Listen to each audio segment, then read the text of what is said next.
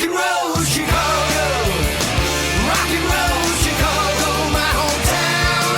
Well, I was born in the city, gonna rock your city, Chicago. Chicago rock and rollers are the best you're ever around.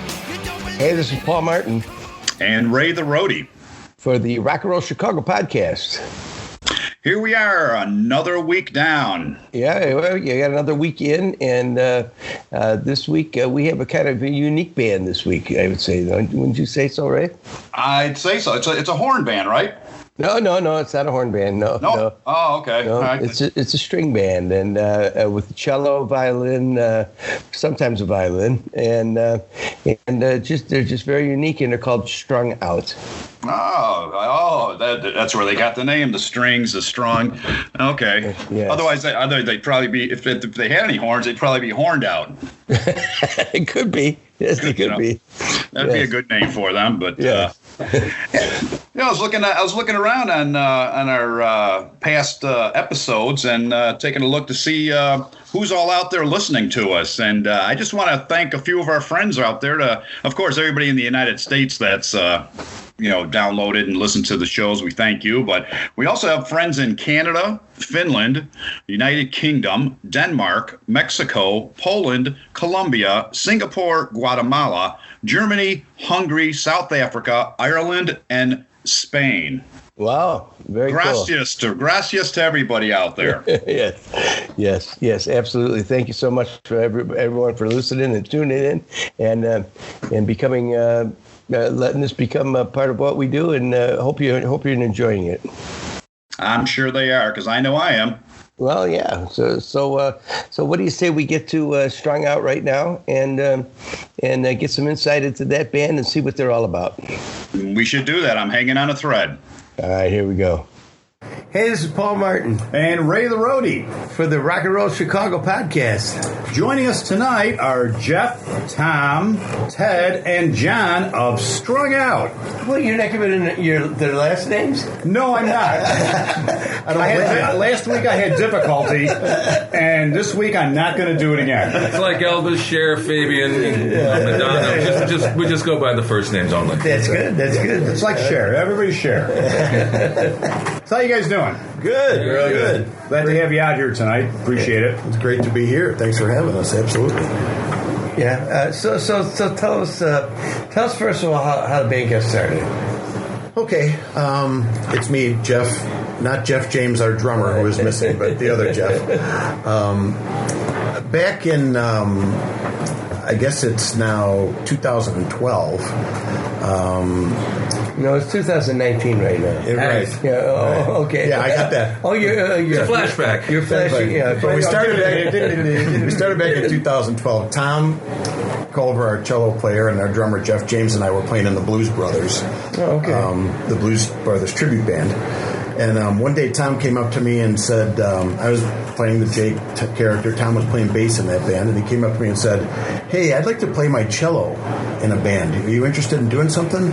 And you said, "You play cello?" I had no idea. Tom was a cello player. So that's kind of how it started. Tom, Jeff, and I just were kicking around ideas, just trying to find the way to do it, how to do it, and long story short, Jeff knew Ted Spaniak, our guitar player, piano player, singer. We were also playing in a band together. Jeff was in two bands. Yeah. The drummer Jeff. The drummer Jeff James. And he said, what hey. band was that? That was the Freck Brothers. Okay. And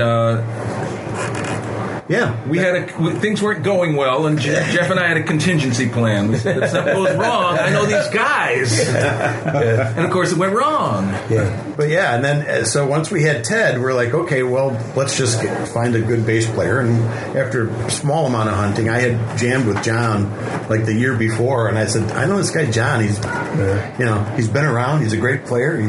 I think he'd fit in. And sure enough, we put it together, and off we went. And it evolved into basically what we do now, which is primarily 70s music.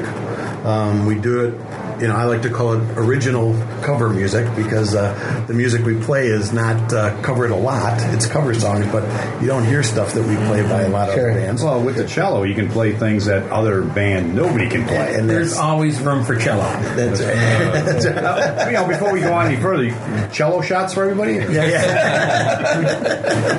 Well, the thing about Tommy's cello is that sometimes it sounds like a cello, and sometimes with his pedals it doesn't sound like a cello. He adds distortion, and it just adds lots of balls, and or other effects. That's what the hardest thing about trying to sell Strung Out at the beginning was, how do you describe to someone an electric cello in the band? And it's very hard. You sort of have to hear it and see how it fits in. And once people hear it and see it, they love it. Tommy's our chick. Chick singer. Well, that was it. I mean, it became like this idea where, we'd all played in bands for a long time, and we wanted to do something different. And we kind of fell into the 70s idea because it's music basically we grew up with. And, not to take anything away, but there's a ton of great bands out there playing 80s music and things like that. And we're like, we didn't even want to compete in that market, to be honest with you. I mean, we kind of found a niche that, thankfully, surpringly to some degree, people just latched onto, Well, I kind of grew up with 70s stuff myself. Yeah, right, exactly. So I know where you're coming from. Yeah. But, our thing was that, when I said 70s band to people, they're like, oh, disco? Right. It's like, no. We play some disco, but that's not the kind of band we are. We play, it's Led Zeppelin and Black Sabbath and Deep Purple and, one hit wonders. Absolutely. I know the stuff that people. There's so much to choose from. So.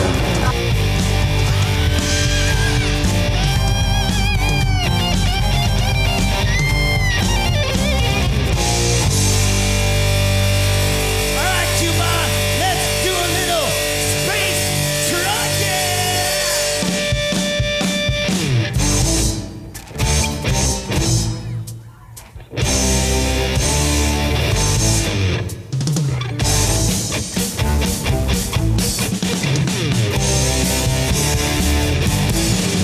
Well, we had a lot of love to beat it, but also had a fall of mine.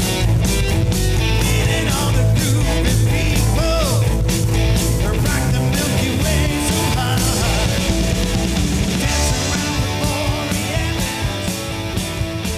So that's kind of how it's still evolving. I mean, we come up with stuff all the time that Well, nobody can do ELO. You guys can. Right. That's a fact. I mean, that's just Cool. nobody can do that. Yeah.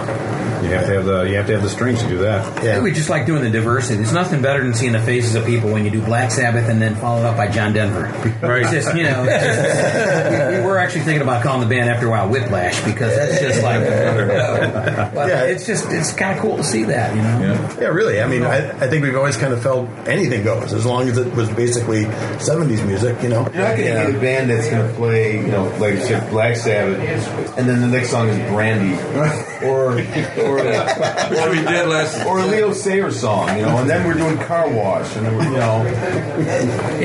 I love Car Wash. Don't mess with that Car Wash. You know what? And we look. That was a new learn for us, and we're thinking Car Wash. People are going to use. They want to hear Led Zeppelin. They want to hear Black Sabbath. We're like, okay, let's do it. And we start the, and all of a sudden the dance floor is You can't tell me that the 70s weren't the greatest decade of music. You can't tell me. You can argue with me, you'll lose because the 70s to me. And he's got a gun. Yeah. The 70s to me was took all that great experimental stuff of the 60s and they really refined it in the 70s. And then the 70s you had turn on your radio, you turn on the AM radio, and you heard everything. Yeah. Different bands, diversity, music of all sorts, and look how much music you're hearing now in movies and radio and television. Oh, sure. It's all over the place. At Mariano's. Exactly. I'm shopping and I hear this stuff now. Jimmy Herder. Right. Yeah. So it was really, I think to most of us. I mean, Tom's, I'm not going to tell our ages, but Tom's the youngest guy here, and Tom basically had this the K-Tel collection of, remember all those great I got them all. Smash hits. Yes. And once we decided on the 70s thing, he's like, how about this and how about this? We're like, you're nuts. But quite honestly, some of that stuff's become the most popular stuff. Oh, yeah. Right.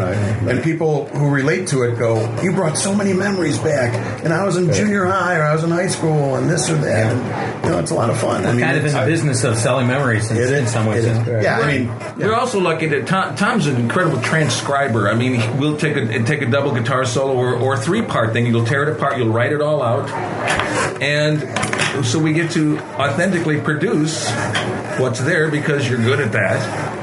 And there's 20 out Yeah. So, we can kind of play anything. Kind of, sort of. Yeah. We've hit some walls. We played a couple of... Yeah, but I think it's more of impatience than anything. Not that we couldn't do certain things. It's just because we let's move on. Why are you looking at me when you say that? No, we're just... You're right across from me. Sometimes you come across a song and you think, this is easy. I know where you're going.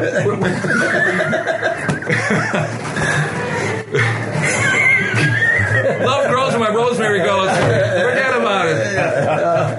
This is the most convoluted arrangement you can. Frankenstein, we thought, this is going to be, it's got so many parts to it and everything. And we all kind of did our homework, came to rehearsal, and blah, blah, blah, blah. Played it once and went, okay then. And it's one of you got Rosemary, Love Grows where my rosemary simple goes. song. And I can not even easy to say. And it just took us forever, and we finally just scrapped it. Yeah.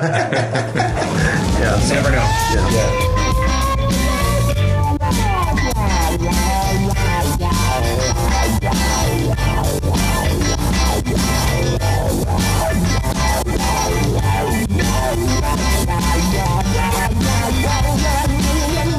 Do you guys have anything original? Have you guys written anything? With this band does not. Ted is a prolific songwriter. Actually, Ted has another group that he's playing with now called Loretto Lane, which is your buddy from grammar school. Right. And they just put out like last year, right, a record of all original material. Love and Trouble. Great stuff. But this band, we have not really gone into the original route. We basically stuck with what we started with and what's been working and what's been growing, Because I said, please don't let me write anything for you. Please don't do any songs ever. Please don't. They're like, I can tell you're very passionate about it. But this band it's just, like I said, it's just cover music. We try and, represent the 70s in a way that, I think only we can do, like you said, with the cello and the arrangements we come up with. What's really fun about it is, you grow up hearing these great songs like Frankenstein or like the Abbey Road, the last 8 minutes of Abbey Road, right? Or 5 minutes or whatever the last part of it is. We thought it was going to be really hard to learn. It's just going to take us forever. We talked about it for years. It didn't take any time at all because we all had the music in our head. It's kind of innate. When you reproduce it, it's like, I'm reproducing this music. It's very exciting. It's fun to be. It's just fun to be in this band. Yeah, and we all like each other. We've only had. The Monkees nearly broke us up. But it was fine. I mean, I'm sorry to hear that. But then Jeff is gone too. One of the big things that we do is we put medleys together from some of the most iconic bands. So we'll play medleys of Led Zeppelin, Deep Purple, The Who, Black Sabbath, Three Dog Night. I mean, and Tom is really good at arranging those things. So, when we always were like, well, the Monkees, 1966, but it kind of fits what we do with our audience. And so we came up with the mother of all Monkees medleys. And that went through some changes, but people love it. But people love it. Well, we pared it down from 9 songs to 6. Right. It was ridiculous. I wasn't like totally. Were there 9 Monkey songs that were popular? You don't realize till you start going. We had to pare it down from 15 to 9. So. I'm sorry. I wasn't totally on board with it, because It was 60s. Yeah. I wasn't a big Monkees fan, honestly. Right. He was attacked by a monkey at Brookfield. I can see that. So I said, and I'm like, I'll try anything, you know. So I said, okay, let's try it. We did it the first time. I forget where we did it, and it just got a huge people response. I'm like, well, I stand corrected. You know, it's in every show now. So now, Tom and Jeff, you guys came from the Blues Brothers, Right? Yeah. Right. Now, what about the two of you? Well, the last band I was in before this was the Karen Hart Band. Oh, okay. I was with them for about 5 years. I mean, that's the most recent. Then the 80s thing you did for a long time, too. I did an 80s band, Selective Recall, band called Selective Recall, with Chris Valentine. Sure, I met Selective Recall several times. Yeah. I mean, all the time. Yeah. Once a month. I was there, I was with them from like 2002 to 2008. Yeah, we probably worked together. Yeah, probably.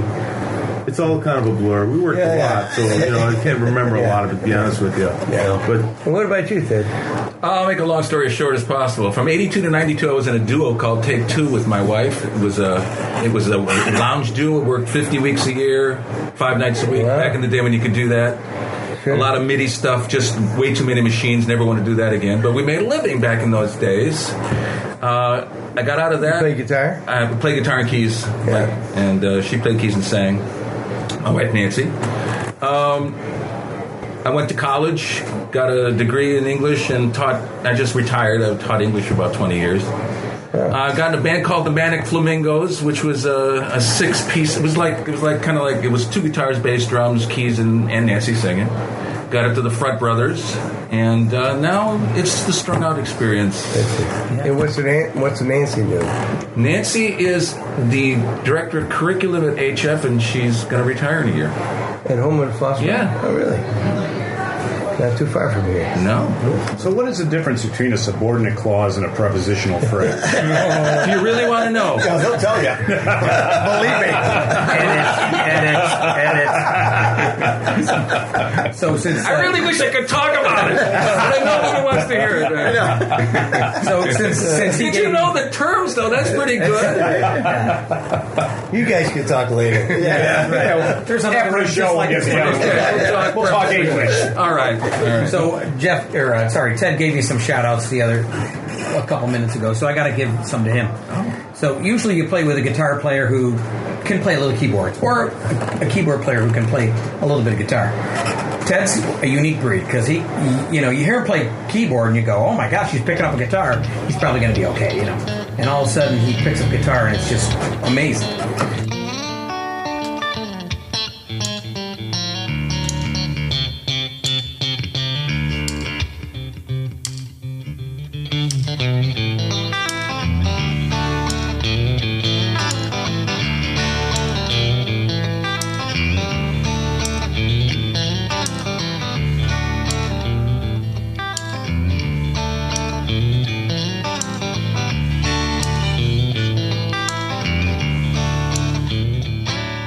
So it's kind of a cool thing. And also, Jeff over here not only sings, he's got a great voice, but also is a multi-instrument in guitar and keyboard. So there's always just this circus-y type of thing going on there. They're changing over here. They're changing over here. I also in the band I play cello and violin.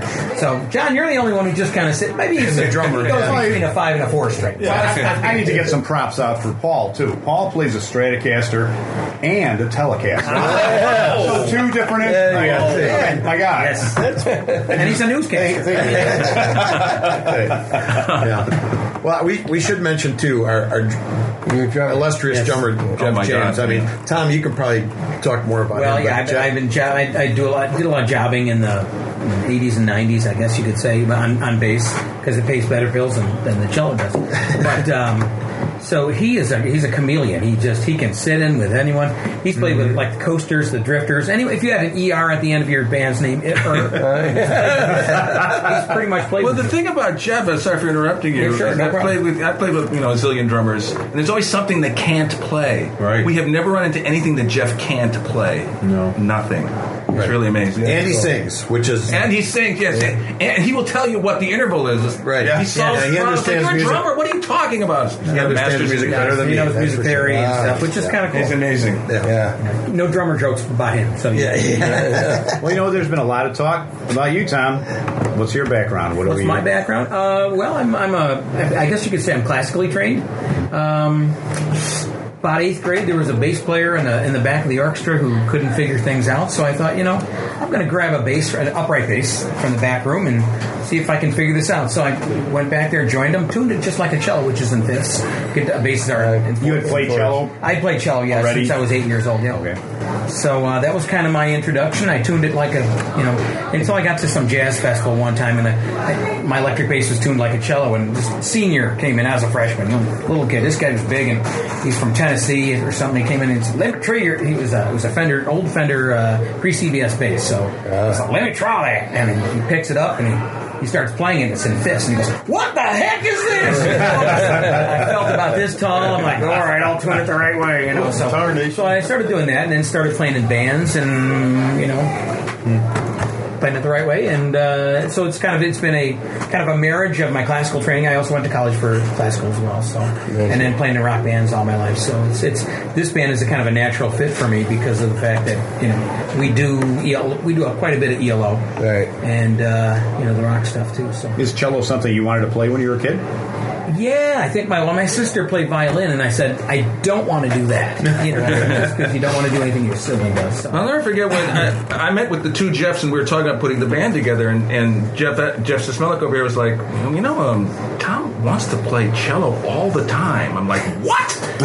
How could he play cello on every song? It's impossible. And It's true. It's unheard of. Yeah. The band went through many different, inceptions, I guess. Yeah, it was, it started, we started before Ted with, we're trying to do acoustic guitar players with, acoustic cello. We didn't know where it was going. And like I said, so, the evolution took about, not that long. Probably 5-6 months before we met Ted. The first time we got together, when I was solo, we started playing Reeling in the Years, and we both knew the solo, and we were doing the double solo first time through, and that was like, okay, we got to do this.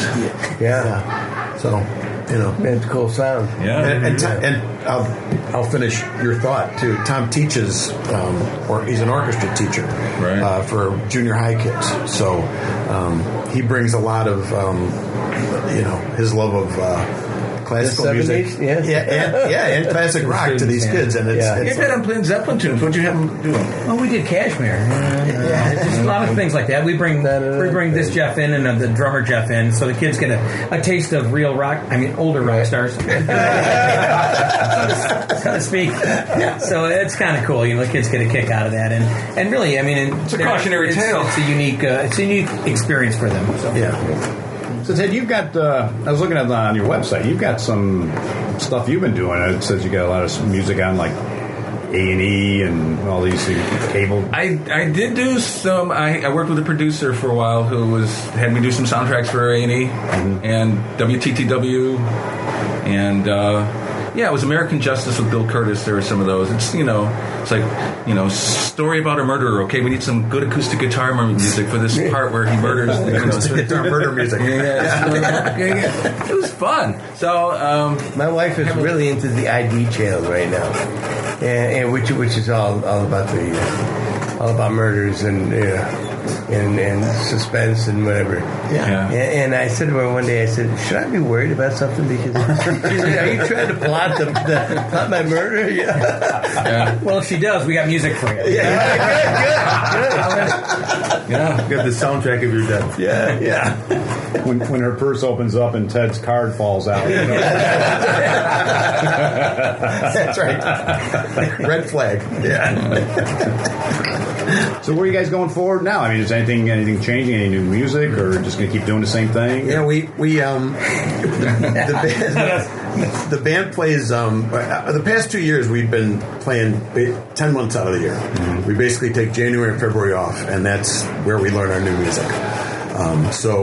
We've got a new old music, right? Yeah. So we've got a fistful of some newer stuff that we're playing now that the fest season and the bar season's kicked up. So we try and keep the material fresh. For sure, we always, we're lucky to we have a lot of good regular folks following us, that come out pretty regularly.